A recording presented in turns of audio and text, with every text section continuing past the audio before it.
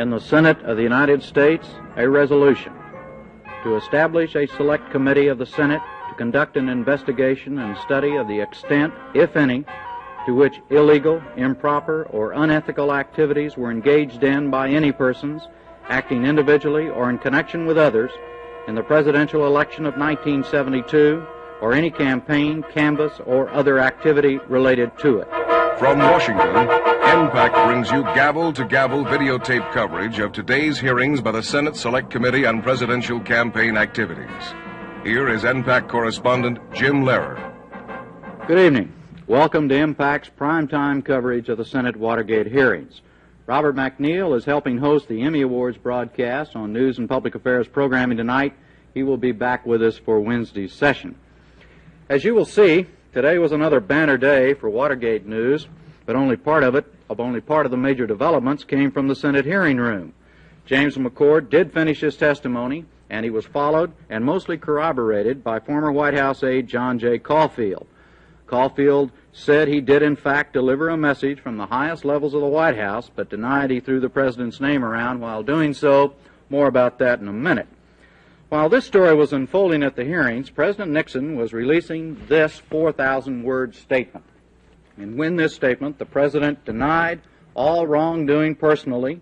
He reiterated his determination to remain in office, but at the same time, he acknowledged that he may have inadvertently given orders or taken steps which led to some of the illegal or improper activities on the part of his administration or campaign staff. He opened the statement this way, quote, "Allegations surrounding the Watergate affair have so escalated that I feel a further statement from the President is required at this time," said Mr. Nixon. "A climate of sensationalism has developed in which even second- or third-hand hearsay charges are headlined as fact and repeated as fact. Important national security operations, which themselves had no connection with Watergate, have become entangled in the case," end quote. What followed was a list of activity that has since become public and subject to criticism. The President referred to the 1969 wiretaps of employees at the National Security Agency when the administration was concerned about press leaks involving SALT talks and other aspects of national foreign policy. Then the President talked about the 1970 intelligence plan created in the wake of what the President termed, quote, "a wave of bombings and explosions," end quote. The plan for new joint domestic intelligence operations was vetoed by FBI Director J. Edgar Hoover. Then there was what the President calls the Special Investigations Unit, and the press and its members call the Plumbers. It was a group created within the White House to probe news leaks, starting with the Pentagon Papers. Said the President, quote, "There was every reason to believe this was a security leak of unprecedented proportions," end quote. Here the President feared national security would be compromised last month when E. Howard Hunt was questioned about his participation in the burglary of the Beverly Hills office of Daniel Ellsberg, psychiatrist. Only at this point did the President finally get to the Watergate case itself. Although he was surprised by the Watergate, the President said, he wondered whether there were national security questions involved when he learned that former CIA employees and members of the Special Investigations Unit, here again the Plumbers, were among those captured. Therefore, the President continued, he ordered aides Ehrlichman and Haldeman to keep the investigation away from the activities of both organizations. Now, one word of caution here. The President's statement is very long and very complex, and it will probably be published in full in most morning newspapers, and I would suggest that the first thing in the morning you get the paper and read the whole thing for yourself. Now, until the White House announcement this afternoon, all eyes were on the Senate caucus room, where convicted Watergate conspirator James McCord and Treasury official John Caulfield were testifying. They both told basically the same story, and Caulfield's comments about his motivation pushed the investigation still one step forward. NPAC correspondent Peter Kay was in the hearing room all day. Peter, what should we look for in the upcoming testimony? Jim, for the first time today, we heard during the testimony of John Caulfield this afternoon of direct involvement by White House counsel John Dean. Dean is a man who is supposed to have been in charge of the investigation of a cover-up. Today, he was identified by Mr. Caulfield as perhaps a man who was in charge of the cover-up itself. Now, with the trail leading directly into the office of White House counsel John Dean, The committee was anxious to get Dean on the witness stand, but Ranking Minority Member Howard Baker of Tennessee pointed out difficulties in winning immunity for Dean from the Justice Department. The law requires a 10-day notice and a 20-day waiting period, which could hold up Dean's appearance. That probably means we can't get to Dean until the middle of June unless the Justice Department, the Attorney General of the United States, waives it. Are you calling on them to waive it? I would personally like to see them waive it, but that's their decision to make, and I rather suspect I won't have much impact on that decision process. Will it hurt your case much if Dean is delayed a month? No, I don't think so. It would hurt the case if we didn't get Dean. But we'll get him sooner or later, and we'll hear his testimony, and the sooner we do it, the better I'd like it, but I'm not really concerned in that. Are you getting the full cooperation you expect from the Justice Department if they haven't waived that 30 days? I would say no. I would say that we haven't had a reason submitted to us as to why they have not waived. If they did submit a reason, perhaps we would be able to understand, but we have no reason given to us at all. You're saying you're not getting full cooperation from the Justice Department? Oh, I've said that before, and I say it now. So apparently John Dean will not be heard by the committee until the middle of June, unless the Justice Department has a change of heart. Bill Greenhall, who is a criminal law expert from the Georgetown University Law School here in Washington, who watched the hearings with us today, is now going to be put on the spot. Bill, from a legal standpoint, is there anything the committee can do to force the testimony earlier? Well, I think before you reach the legal procedure, it seems to me that the Republican senators of the Select Committee, if they're seriously desirous of expedition in the orderly presentation of witnesses, should pressure the Attorney General designate, Mr. Richardson, to waive that 20-day deferral period. Absent that, I would say the possibility exists that the committee's counsel should file a motion with the United States District Court to require the Attorney General or his designate, probably the Assistant Attorney General Henry Peterson, to state his reasons on the record, his request for the 20-day deferral period. A hearing on the motion in open court might jar it loose, especially if the reasons for deferral are inherently weak. I wonder, Bill, if Archibald Cox, the new special prosecutor, or will be the special prosecutor if and when Elliot Richardson is confirmed as Attorney General, I wonder if he'd have the authority to waive that rule. That's an interesting. Is that part of the guidelines? Well, I don't know. It seems like he would have a great deal of influence on Mr. Richardson in order to request that this be done. I think the unfortunate thing about here is the continuity of the testimony that is now being developed requires an expeditious process for these witnesses to come forward as they are implicated or as to which testimony surrounds them. And I think it's so important that we not lose sight of that fact, and to wait 30 days for a key witness, I think, is not in the best interest of this current investigation.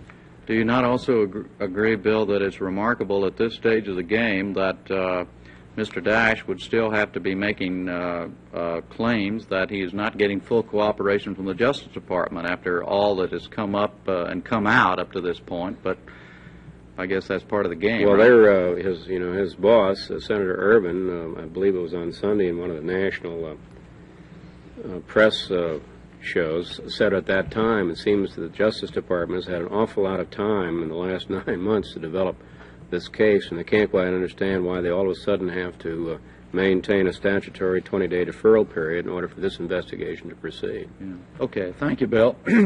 All right, as we now head into our playback of the hearings, a reminder to keep those cards and letters coming, as they say in show business. We'd like to know your response to this kind of programming. Is this what you think public television ought to be doing? If not, tell us so. If so, tell us. Our address is Impact, Post Office Box 300, Washington, D.C. 20044. That's Impact, Post Office Box 300, Washington. The zip is 20044. All right, in case you want to plan your viewing throughout the evening, here's an hour-by-hour rundown of the testimony. James McCord leads off today's round, saying that he fought attempts to involve the Central Intelligence Agency in Watergate cover-up. He said offers were made to doctor personnel records and have the CIA director back up a story that Watergate was a spy operation. He said he believed the government had tapped his phone after his arrest. Under questioning from several senators, McCord says in the second hour that offers of clemency and financial aid came primarily from E. Howard Hunt and John Caulfield. He said other defendants got similar promises. McCord said that some Justice Department files he monitored did have FBI identification, not available to the public, but not classified. In the third hour, McCord says he tried privately to spike stories that a double agent had been involved in the Watergate break-in, and then, using materials confiscated by police, McCord gave an on-camera demonstration of how to bug a telephone. The roughest questioning of the day came in the fourth hour from Republican counsel Fred Thompson. Thompson wanted to know why the Watergate crew left doors tape that was found by the night watchman. And did McCord make telephone calls to bugged embassy phones so he could set up a case for a mistrial? McCord again accused Deputy Campaign Director Jeb Magruder of lying at his trial. When McCord leaves the stand, his friend John Caulfield takes over in the fifth and most dramatic hour, confirming that the two had met several times to talk about clemency. Caulfield says he offered his own massive security operation to the White House, codenamed Operation Sandwedge. Yes, it's spelled that way. He testified that it was John Dean who asked him to arrange clemency, authorizing him to speak for the very highest levels of the White House, but not for the President. Caulfield also identified Anthony Ulasewicz as the man who made several mysterious phone calls to McCord. And so, as the new pieces are added to the puzzle, here is Senator Sam Ervin. Caught that elusive quality about my handsomeness, which no photographers yet caught, though. The committee will come to order. I think Senator Baker. Yes. Senator Baker will be opening the questioning of Mr. McCord, but before that, Mr. McCord, it has come to our attention that there is concern among a number of Cuban Americans and others of Latin nationalities that in your references during your testimony, and I'm not suggesting it was your intention to cast any aspersion, but that you have referred to others who participated in you by their proper names, but in your reference to those who are Cuban Americans, you have referred to them as the Cubans or four Cubans. Would you, in your testimony in the future, when referring to the participants who work with you, use their proper names and, when not necessary, not use a nationality or ethnic reference? I'd be very glad to, sir.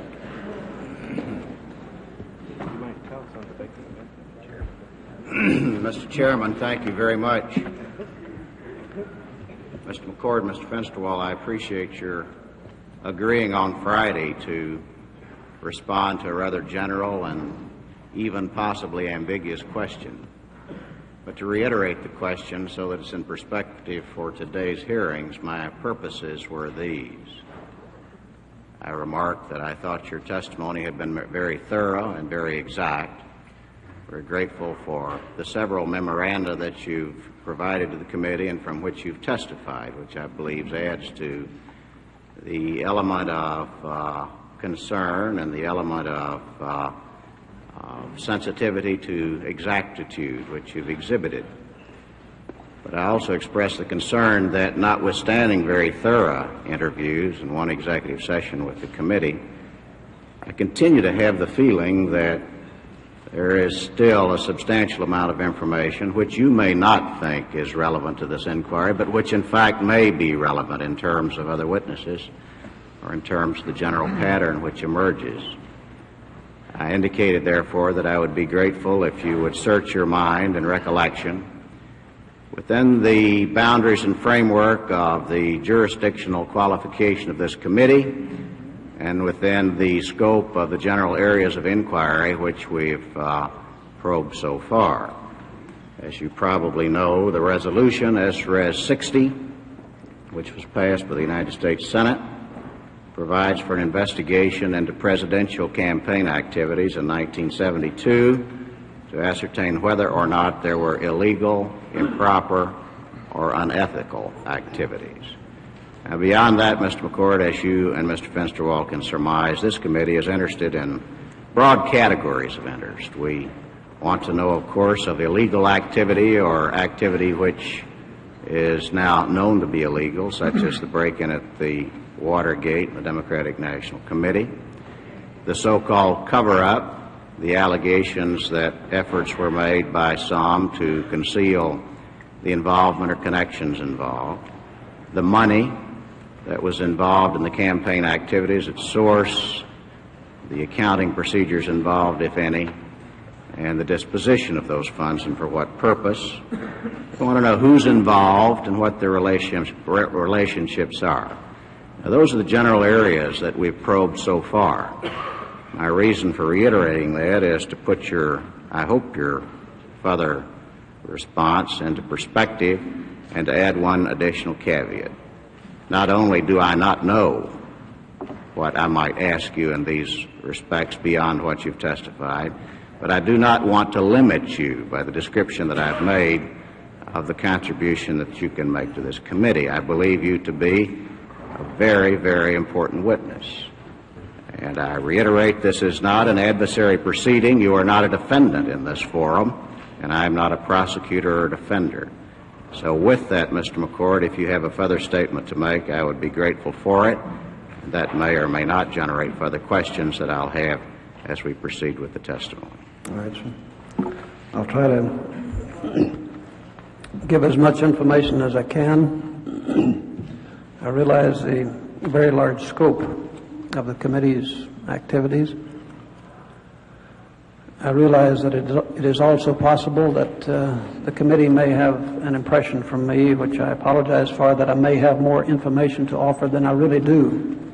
I think I'll do my best to set forth in this memorandum today, this statement, things that have come to mind that it would appear you would be very interested in, and to respond to questions therefrom, and to do anything further that the committee may want to amplify what I have said, or to develop any further information that may be helpful to you. Thank you, sir. One statement that we didn't get into on the last meeting, I think primarily because of the factor of time, was a memorandum which I had written to the committee dated May 4th, 1973, the subject of pressure on the defendants to blame the Watergate operation on CIA and other matters. I'm prepared to go into that statement at this time if it has your approval. Thank you very much. Is that letter a part of the record? No. No, sir. Do you have a copy of it? Yes, sir. Might it be introduced, Mr. Chairman, as an exhibit? I understand that copies have not been supplied to the committee, but if there is no objection, I'd like to ask that it be made an exhibit to the record at this point. I think it might well be just printed in full and about at the record at this point, if there's no objection. Thank you, Mr. Chairman. I can read the statement if you like. I have previously referred to political pressure which was applied to the 7 Watergate defendants. One area of pressure which was applied was that of December 1972, in which intense pressure was applied on some of the defendants to falsely claim, for purposes of a defense during the trial in January 1973, that the Watergate operation was a CIA operation. This would have had the effect of clearing the Committee for the Re-election of the President and the White House of responsibility for the operation.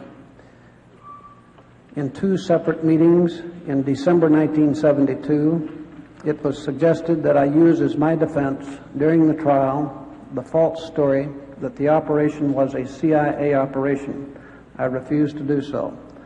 I was subsequently informed by Bernard Barker just before the trial began in January 1973 that E. Howard Hunt and other unnamed persons in Miami had brought intense pressure to bear against the Cuban Americans, and by those, I'll digress from the record to read to whom I was referring, and the identities of these persons came to me in conversations with Mr. Bernard Barker and some of the other individuals involved. Specifically, I was referring to Mr. Bernard L. Barker, to Mr. Eugenio R. Martinez, to Mr. Frank A. Sturgis, to Mr. Virgilio R. Gonzalez.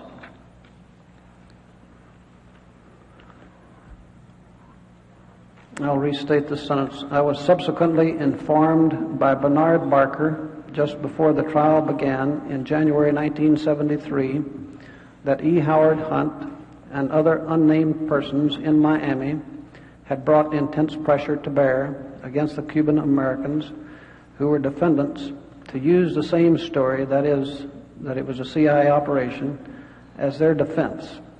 That my stand taken against it had been the decisive factor, according to Mr. Barker, causing this ploy to be dropped, and that Mr. Hunt was very bitter about it. Mr. Hunt's bitterness was later revealed early in the trial when the same individuals advised that Hunt had said that I was responsible for our being in the plight we were in for not going along with the CIA thing. Paragraph. At a later time, I heard from Barker that he had been told that Cuban money was suspected of being funneled into the McGovern campaign. I have no knowledge that this suspicion was ever verified. Paragraph. The two December 1972 meetings with me were on December 21, 1972, and on December 26, 1972. Present at the first meeting with me at the Monocle Restaurant in Washington, D.C., were Gerald Alch and Bernard Shankman, my attorneys. Present at the second meeting was Gerald Alch, and the meeting was at his offices in Boston, Massachusetts. In the first meeting, Alch stated that he had just come from a meeting with William O. Bittman, attorney for E. Howard Hunt, and I received the impression in the discussion that followed that Alch was conveying an idea or request from Bittman. There followed a suggestion from Alch that I use as my defense during the trial the story that the Watergate operation was a CIA operation. I heard him out on the suggestion, which included questions as to whether I could ostensibly have been recalled from retirement from CIA to participate in the operation. He said that if so, my personnel records at CIA could be doctored to reflect such a recall. He stated that Schlesinger, the new director of CIA, whose appointment had just been announced, quote, could be subpoenaed and would go along with it, unquote. I had noted in the newspapers of that day, December 21st, 1972, that it had been announced by the White House that Mr. Schlesinger had taken over as director of CIA, and that it had been decided that Pat Gray would be supported by the White House to be permanent director of the FBI.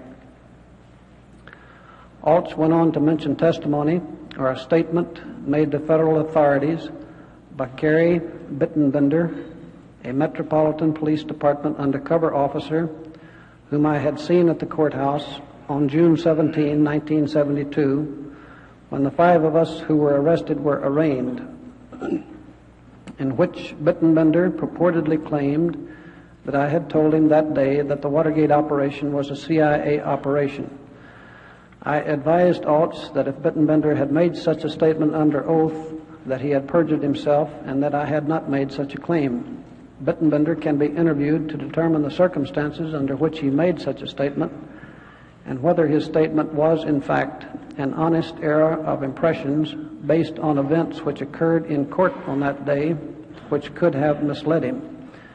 Those were that some of us were identified in the hearing in court as formerly connected with CIA. Alch went on to mention the name of Victor Marchetti, whom he was considering calling to describe CIA training in which its employees were trained to deny CIA sponsorship of an operation if anything went wrong and its participants were arrested.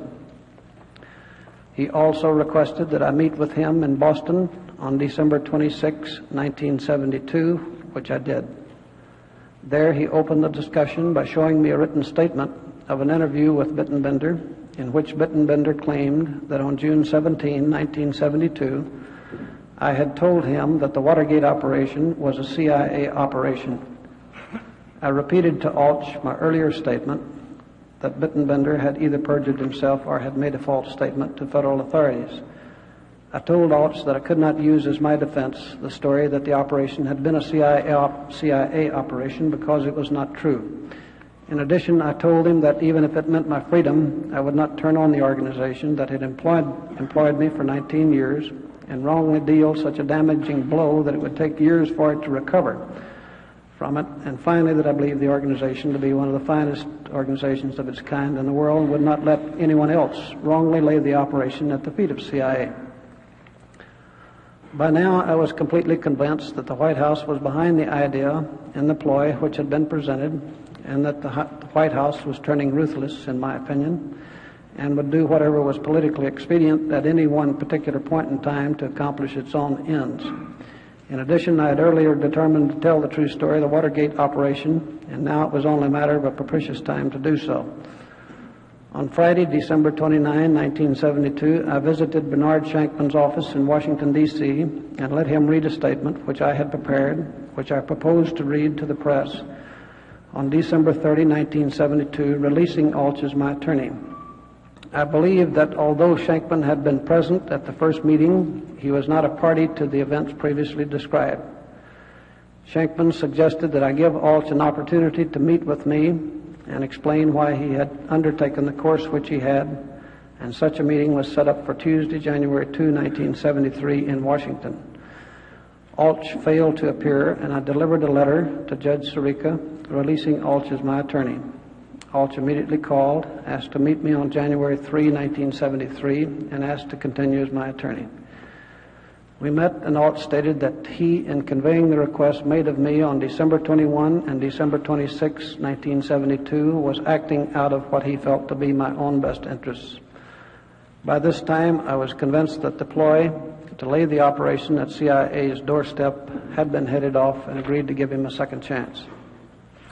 By this time, I was also convinced that the White House had fired Helms in order to put its own man in control at CIA, but as well to lay the foundation for claiming that the Watergate operation was a CIA operation, and now to be able to claim that, quote, Helms had been fired for it, unquote. There had been indications as early as July that the Committee for the Re-election of the President was claiming that the Watergate operation was a CIA operation. Mrs. Hunt had told me in late July 1972 that Paul O'Brien had told Howard Hunt in July that the Committee to Re-elect the President had originally informed him that the Watergate operation was a CIA operation. Mrs. Hunt said that her husband had denied to O'Brien that it was a CIA operation. By early December 1972, it appeared that the White House was beginning to make its move. The events of December 21 and December 26, 1972 only confirmed this in my mind. Further, based on an earlier discussion with Robert Mardian in May 1972, it appeared to me that the White House had for some time been trying to get political control over the CIA assessments and estimates in order to make them conform to White House policy, quote, White House policy, unquote. One of the things that this meant to me was that it could mean that CIA estimates and assessments could then be forced to accord with DoD estimates of future U.S. weapons and hardware needs. This could be done by either shifting an intelligence function to DoD from CIA or by gaining complete control over it at CIA. Among other things, this also smacked of the situation which Hitler's intelligence chiefs found themselves in the 1930s and the 1940s, when they were put into the position of having to tell him what they thought he wanted to hear about foreign military capabilities and intentions instead of what they really believed, which ultimately was one of the things which led to Nazi Germany's downfall. When linked with what I saw happening to the FBI under Pat Gray, political control by the White House, it appeared then that the two government agencies, which should be able to prepare their reports and to conduct their business with complete integrity and honesty in the national interest, were no longer going to be able to do so. That the nation was in serious trouble has since been confirmed, in my opinion, by what happened in the case of Gray's leadership at the FBI. E. Howard Hunt has additional information relevant to the above. Hunt stated to me on more than one occasion in the latter part of 1972 that he, Hunt, had information in his possession which, quote, would be sufficient to impeach the president, unquote. In addition, Mrs. E. Howard Hunt, on or about November 30, 1972, in a personal conversation with me, stated that E. Howard Hunt had just recently dictated a 3-page letter which Hunt's attorney, William O. Bittman, had read to Kenneth Parkinson, the attorney for the committee to re-elect the president, in which letter Hunt purportedly threatened, quote, to blow the White House out of the water, unquote. Mrs. Hunt, at this point in her conversation with me, also repeated the statement which she too had made before, which was that E. Howard Hunt had information which could impeach the president. I regret that this memorandum has taken this length to set forth. In view of the nature of the information which I had to furnish, however, it appeared that there was no other way to adequately set the material forth and to do so in the proper context without deleting material highly relevant to the events being reported. I shall be glad to appear and to answer questions under oath on the material which appears in this memorandum, and it has my signature. I have a further addition relevant to that in a statement which I could read at this time. The topic of it is the December 1972 letter to John Caulfield. This letter is relevant to the May 4, 1973 memo submitted to the Senate Watergate Committee and to the federal grand jury on the subject of pressure to place the blame on CIA for the Watergate operation. A letter was written to John Caulfield during the week of December 25, 1972. Reference to this letter has appeared in the press during the past weekend.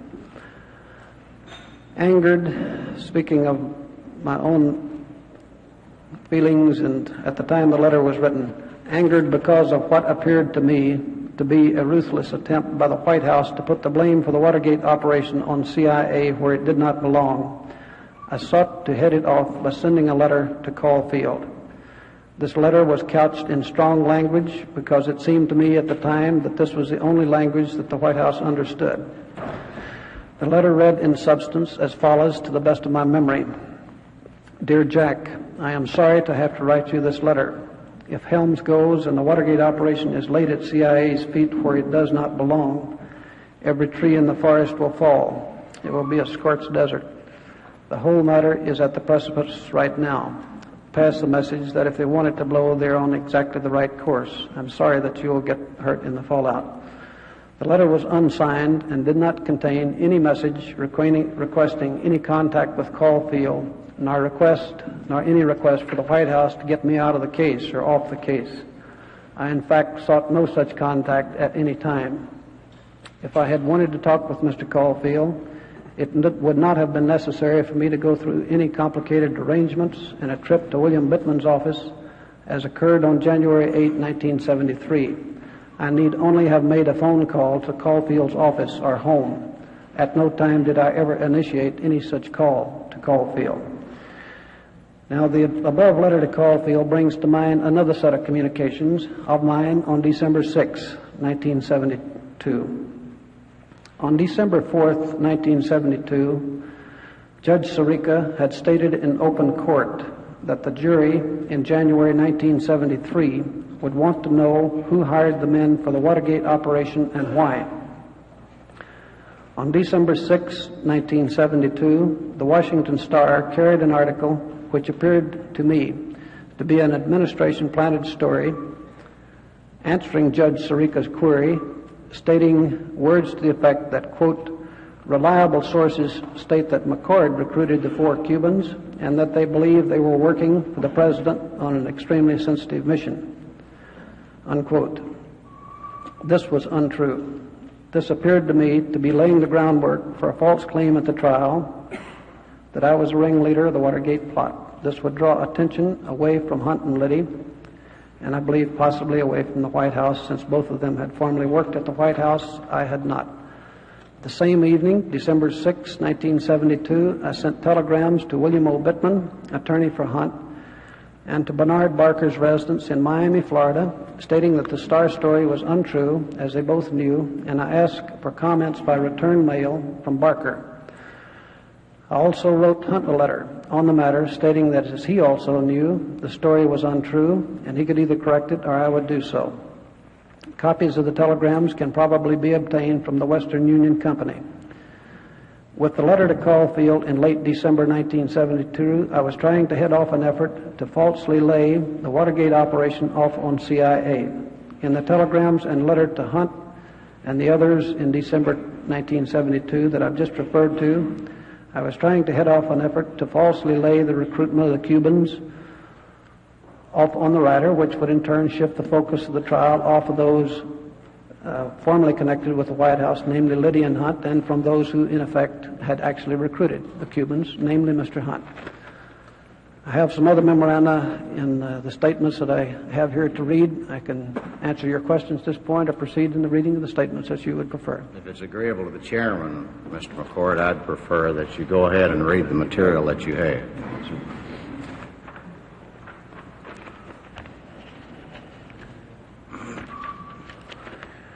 The newspapers over the weekend have also referred to some calls to some local embassies. And I'll try to explain those in a statement that I'll read at this time. In July 1972, Mrs. Hunt had told me that Paul O'Brien, attorney for the committee to re-elect the president, had told her husband that when the Watergate case broke in June, the committee for the re-election of the president had told Attorney O'Brien that the Watergate operation was a CIA operation. I believe I've referred to this earlier in the earlier statement. She said that Howard Hunt had exploded at this and told O'Brien that this was not true, that it was not a CIA operation. A few days later, Mrs. Hunt told me that the CRP lawyers were now reporting that the administration was going to allege at the trial that Liddy had stolen $16,000 and had bribed Hunt and McCord to perform the operation. I told her that it looked like they were now changing their cover stories, referring to the administration, and that I would not sit still for either false story, and I shortly wrote my attorney, Gerald Alch, repeating this information and setting forth these same views of mine. In September 1972, the indictments came out, and no one was being indicted among the higher-ups, so there looked like a further cover-up to me. Also in September and October 1972, there began to be a series of telephone anomalies on my phone that indicated to me that the phone had been tapped. Further, I had read in August 1972 in Newsweek magazine, I believe, that Mr. Ellsberg had tried for 5 months to get the government to admit wiretapping on his telephone calls and on those of his attorney, and the government had denied such calls until a court order forced a search of 12 separate law enforcement agencies and turned up telephone interception of Leonard Boudin's calls to the Chilean embassy. I knew that the government had, in addition, I knew that the government had not been truthful in denying wiretapping in the Copland case some years earlier and in the Hoffa case in subsequent years for several weeks until disclosure was forced from the government. In an effort to test the truthfulness of the government on a forthcoming motion for disclosure of wiretappings of the defendant's phones in the Watergate case, including my own, I made 2 calls in September and October 1972 to 2 local embassies. On October 10, 1972, I asked for the filing of a motion for government disclosure of any interceptions, and 2 weeks later the government came back with a denial of any, saying a search of government records had been made. I knew that 2 weeks was too short a time to search 12 different government agencies for such records and believed that the government was not telling the truth. In January 1973, after Caulfield had initiated contact with me, I advised him, first of all, of the perjury of Jeb Magruder, and secondly, of the 2 telephone calls I have just referred to, plus the other indications to me of illegal interception of my phone calls, and asked Jack to check into both. He came back a few days later and said that the government had found nothing on the phone calls. He did not say what he had found, what he had done about the information of perjury by Magruder. In January, I also asked my attorney to renew the motion for discovery of interception of my calls so that there'd be 2 such requests on the record, and I believe he did so on January 16, 1973. I knew that the 2 embassy calls would be insufficient to overturn the case because all that would happen if such were on the record, would be for the government to take the information to the bench and for the judge to declare the information not relevant. Furthermore, the government would state that the information would not be used against me in evidence anyway. I did believe, however, that such disclosure would be a way of testing the truthfulness of the government regarding such illegal interceptions. And I was greatly concerned that there had been other illegal interceptions of my telephone conversations and those of the other defendants beginning June 17, 1972.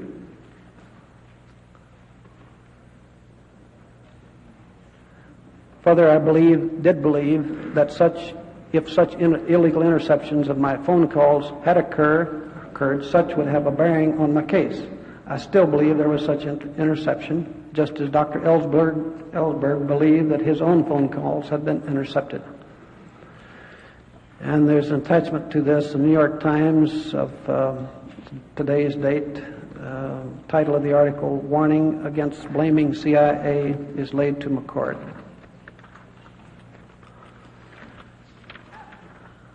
In continuing on a separate subject in my statement, if that is your desire. Yes, sir. The topic of this memorandum is sanction of the Watergate operation. John Mitchell, by virtue of his position as Attorney General of the United States, and John Dean, by virtue of his position as counsel to the President, by their consideration and approval of the Watergate operation, in my opinion, gave sanction to the Watergate operation by both the White House and the Attorney General's offices. I had been accustomed to working in an atmosphere where such sanction by the White House and by the Attorney General was more than enough. As with White House staffers, it was not my habit to question when two such high offices sanctioned an activity. It carried the full force and the effect to me of a presidential sanction. For the preceding 30 years, I had been working in an environment where if there was ever any question of the legality of a matter or an activity, it would always be sent to high legal officials for a legal decision on the matter, where if they sanctioned it, that was sufficient. I can elaborate on this in another way.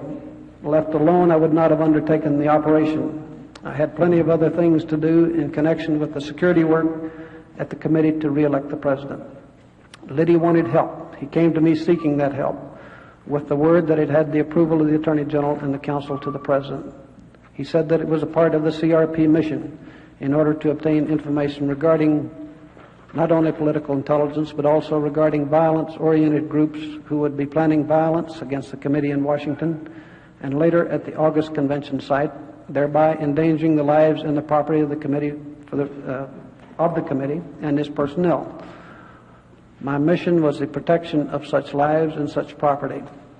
Uppermost in everyone's mind at that point in time, and certainly in mine, was the bloodshed which had occurred at the 1968 Democratic National Convention in Chicago, and I constantly sought intelligence from any source which might help forewarn us and help us avoid in 1972 that danger to the lives of our people. The right to demonstrate or the right of peaceful assembly is a right guaranteed by the Constitution, and I took absolutely no issue with that. It was 2 to 3% of the demonstrators who focused on violence, damage to life and property that concerned me. In 1969, we had seen the bombing of the Capitol building itself. In May 1972, we had seen the bombing of the Pentagon with the equivalent of 18 sticks of dynamite. In February 1972, there were 4 pipe bombs emplaced at a police station in Manchester, New Hampshire, one of which went off prematurely and mangled the arm of the young man who had reportedly emplaced them. Caught with him was a young woman who had in her possession 4 letters which said, quote, "We have just bombed the offices of the committee to re-elect the President in New Hampshire," unquote. Found in her apartment were the makings of other pipe bombs. It was clear to me and to others that the intention of the 2 were to go on from the police station and drop off other bombs at the CRP offices in Manchester, where there had been demonstrations and trouble a few days before. Only their arrest preempted that action. A few days later, in Oakland, California, another pipe bomb was emplaced on the first floor of the Republican County headquarters and blew out all of the windows and damaged a pillar to the building. Luckily, no one was injured or killed. Already there in February, there was a pattern then of bombings beginning to develop against the committee and against Republican offices. Subsequently, in Austin, Texas, the offices of Senator Tower were destroyed by a firebomb, which I believe, as I recall, did $1 million worth of damage and destroyed irreplaceable files. So the concern was not of a theoretical threat, but of a realistic threat of violence, and I wanted advance notice from anywhere that I could receive it of action planned against us of this sort. Advance notice, advance warning, so we could take measures to protect against it and to protect our people's lives. Property could be replaced, lives could not. Questions were on my mind, such as who are these people who bombed in New Hampshire, in Oakland, in the Pentagon building, the Capitol building? How are they funded? Who are they working with? Is there collusion with them, encouraging them? The Vietnam Veterans Against the War was one such violence-oriented group that was already saying in the spring of 1972 that they were going to cause destruction to life and property at the August Republican Convention, using, in their own words, their own bodies and other weapons as the spearhead of the attack there. These are their exact words, and some of them have since been indicted in Tallahassee, Florida, with additional evidence of plans to cause damage to life and property at the convention. Later in the summer of 1972, the Vietnam Veterans Against the War did in fact have offices in the Democratic National Committee headquarters in Washington, as I understood. I had also received information from the Internal Security Division of the Department of Justice in May 1972 that some individuals in Florida planned to forge college press credentials to get into both the Democratic and the Republican convention sites and blow up the communication centers of both parties there and cause havoc on the convention floor. That information was part of the basis for my going to Miami in June 1972 with members of the White House staff to survey and to strengthen the security of the Doral Hotel, where both the White House staff and the CRP staff were to have both offices and quarters for July and August 1972. Some 30 recommendations were made as a result of that survey of mine to help protect against such violence, and I believe that most were put into effect before the convention.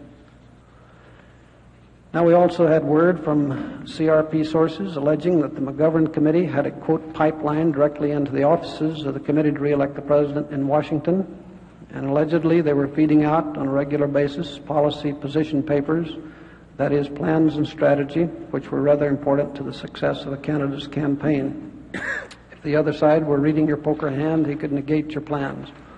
We had word that one of the volunteers at the committee for the re-election of the President had in fact, prior to coming aboard the committee, threatened the life of John Mitchell and of other persons.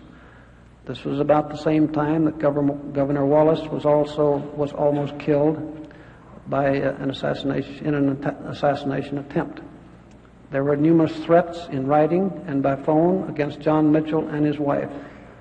One such call came to the unlisted phone of Mrs. Mitchell at their apartment and got her greatly upset, because it appeared that even the unlisted telephone number no longer appeared safe. We certainly had sufficient indications that violence-oriented groups were out to endanger both life and property. With some 250,000 demonstrators planning to go to the convention, we had heard as early as the early part of 1972, and some had made statements that they would be out to commit violence. The questions were, of course, who were such people, who were funding them, who were encouraging them, who was in collusion with them, what are they planning next, and where? Are any of them being supported and encouraged by any staff members of the McGovern Committee or DNC? I had no indication whatever that Larry O'Brien or that Senator McGovern had any knowledge of or any part in such. Just to the contrary, I was completely convinced they did not. But I was not so sure that without their knowledge, other staff members might not be working behind their backs to quietly encourage such groups as the VVAW. McGovern's early political base was with some of the radical groups. My questions were, what was the extent of such encouragement, if any, and how far did it go? Did they let such groups use their telephones and work in their offices? There were indications later in 1972 that such groups actually did just that in California and in DNC in Washington. These were then some of my concerns in my role as a security chief at CRP.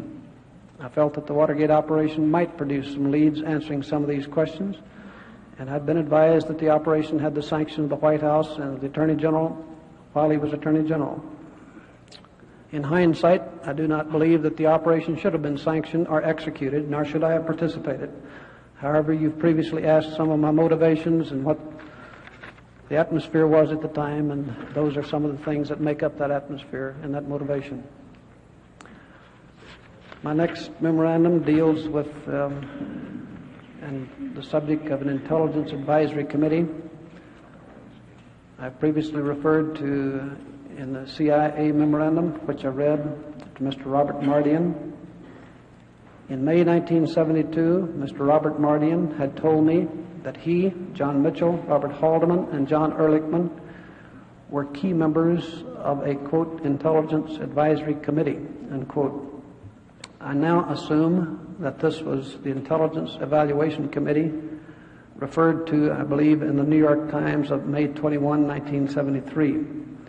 I have previously submitted a tape to the Senate Watergate Committee, which I believe contains material which was a product of that committee and which I obtained from the evaluation section of the Internal Security Division of the Department of Justice, a contact established to Mr. Robert Mardian in May 1972. I have no knowledge of the sources of that committee.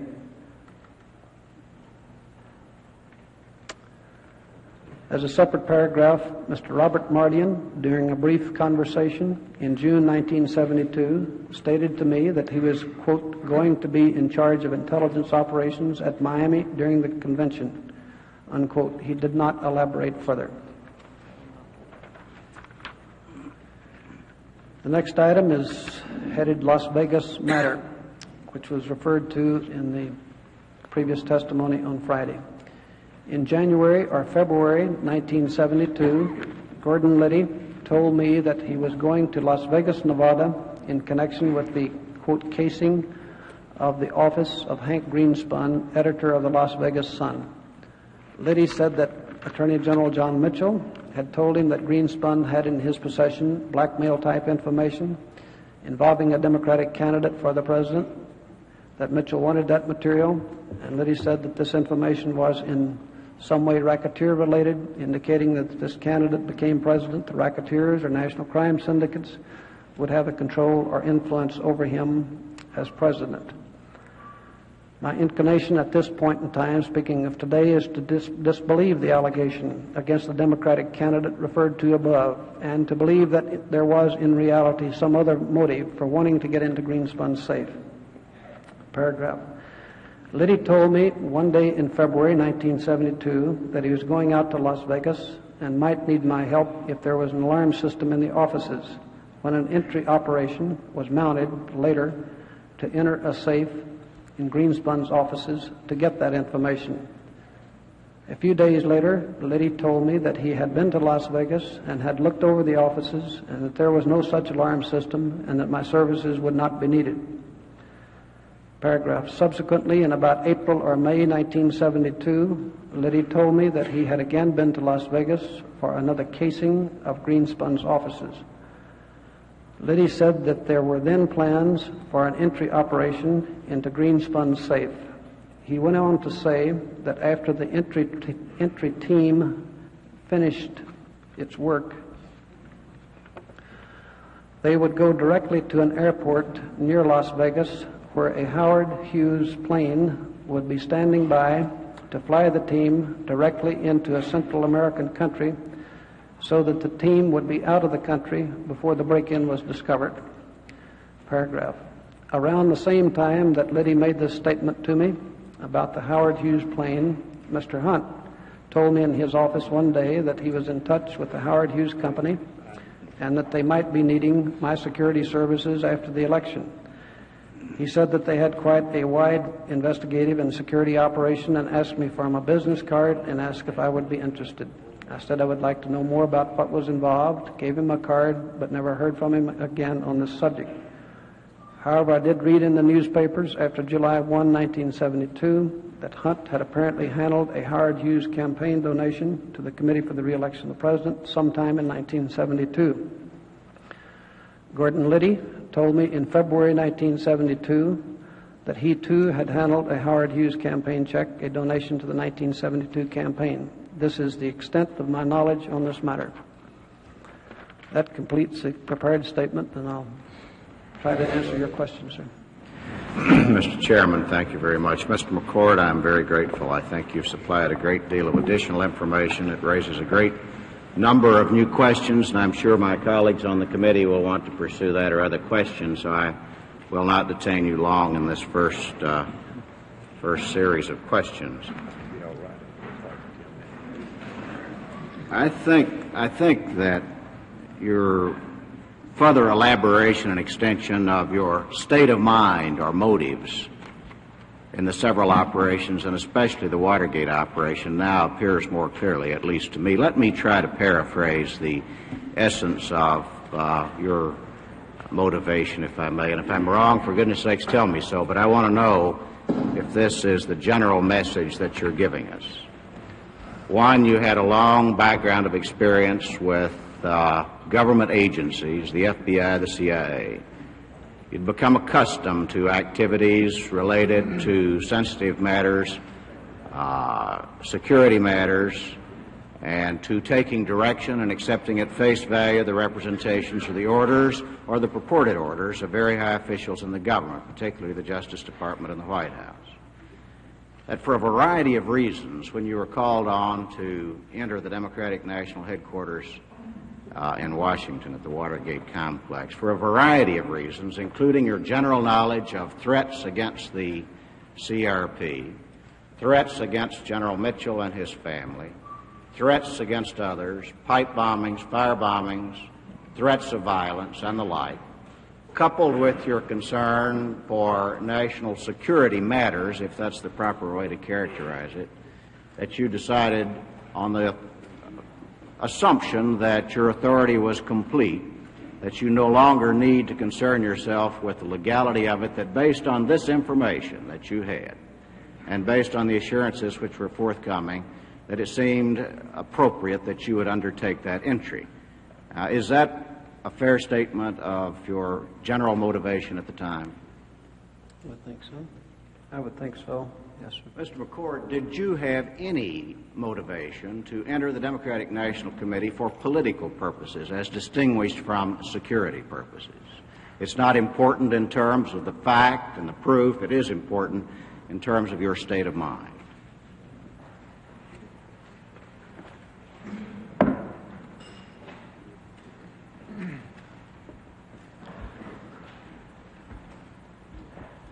Let me answer it in a couple of sentences, if I may. I was fully aware that others had such motivations. My own were the motivations I have stated here.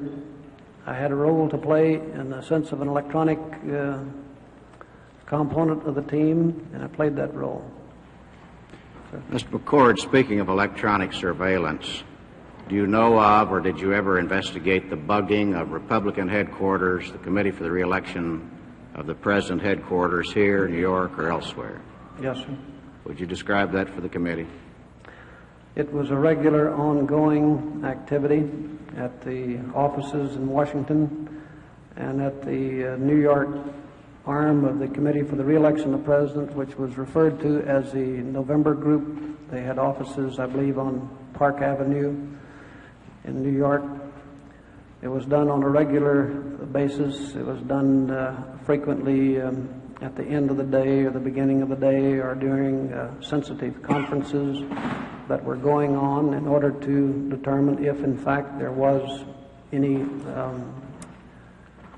activity of this sort targeted against the Committee for the Re-election of the President. Did you discover any activity of that sort?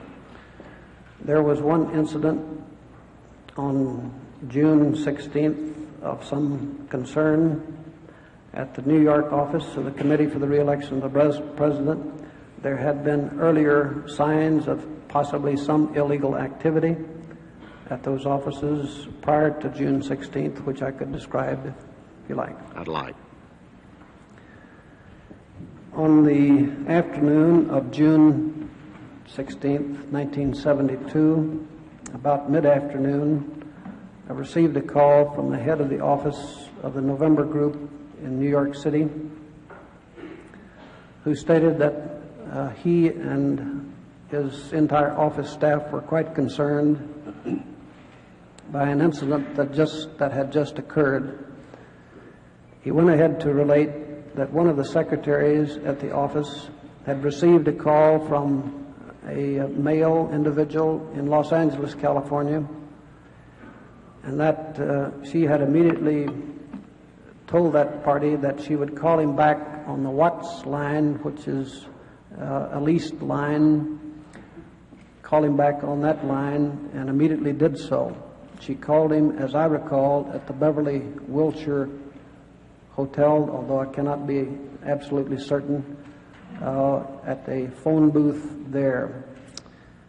And during the conversation that the two of them had, about a few minutes into the conversation, there was a click over the phone, which was heard by her and by the male on the other end of the line, and what appeared to be a tape recording was played over the telephone line, which was, as she described it when I talked with her, an anti-Nixon and an anti-war harangue. Mr. McCord, could I interrupt you for a moment? I understand this to be a call that was initiated from New York on a watch line, that is, a flat-rate monthly telephone line all over the country. Yes, sir. To a number in California. Yes, sir. Can you say whether or not the situation you described does in fact constitute a tapping or an intrusion into that circuit by someone unauthorized? It clearly appeared to. I hadn't the slightest doubt about it. Neither did the telephone company in New York when I called them that afternoon. Could you ever locate the source of that tap? I can relate to what we did, what incidents occurred. Would you do that for me? I immediately called after we heard of this to the Chief Security Officer's office in the New York Telephone Company. He had previously been contacted by the November Group offices, stated that they were working on the matter, trying to trace the point of interception of the call along the numerous points of access to the telephone line within or beyond the November Group offices themselves. That investigation was to continue throughout the weekend, and that reports would be forthcoming as to what they had learned about it.